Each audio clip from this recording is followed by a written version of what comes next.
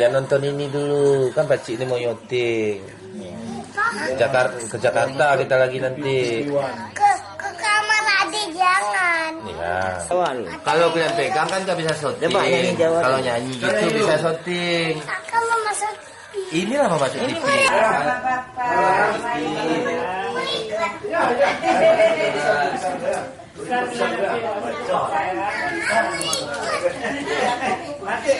Kita tunggu dokter Putra, itu nanti dokter Putra akan lagi datang, ya.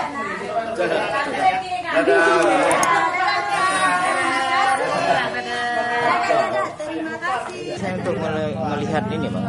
Ya, kebetulan ini kami seluruh anggota DPR Aceh 81 orang itu hari ini mengadakan reses. Kebetulan di waktu reses ini saya mengambil kesempatan untuk silaturahmi sekaligus melihat bayi kembar atau bayi Siam yang ada di Kabupaten Aceh Tenggara. Nah, apa harapan Abang untuk kedepannya ini untuk pemerintah pusat atau provinsi gitu? Harapan saya sebagai anggota DPR Aceh bahwa mereka ini adalah masyarakat saya. Jadi baiklah perhatian dari Dinas Kesehatan ataupun Menteri Kesehatan pusat, juga Dinas Kesehatan Provinsi Pak Gubernur juga akan memperhatikan melihat daripada kondisi-kondisi perkembangan bayi kembar ini.